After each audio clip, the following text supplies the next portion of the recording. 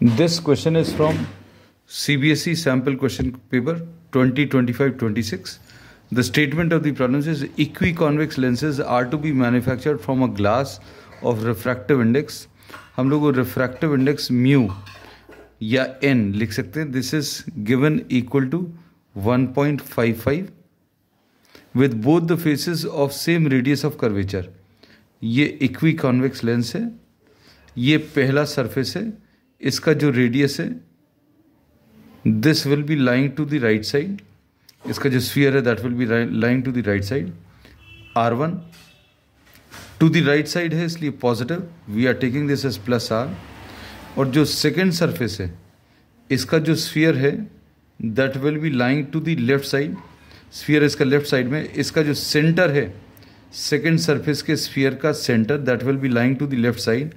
तो ये सेकेंड जो रेडियस है that is lying to the left side इसलिए इसको -R लिखेंगे. ये अभी हम लोगों ने +R लिखा है. So R1 is +R because this is lying to the right side and R2 is -R because this is lying to the left side.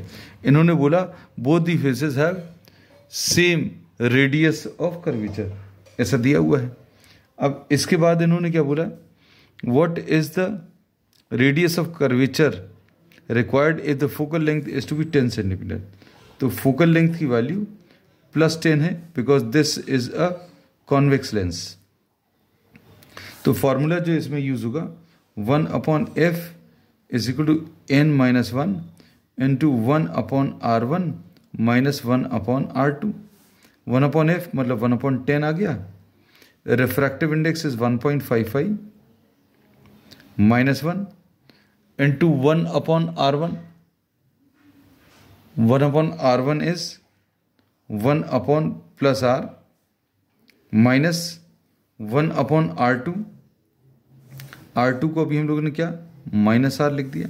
So this is 1/10 is equal to 0.55 into 1/r minus और minus मिलके +R हो जाएगा.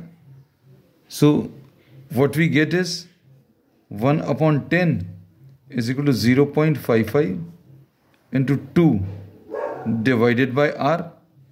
अब इसको अगर आप simplify करें तो R की value, we are writing it here, R की value will be 0.55 into 2 into 10.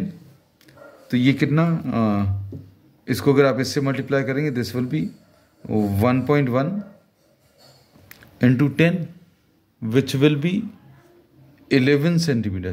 So radius of curvature required for making a lens of focal length 10 centimeter will be 11 centimeter.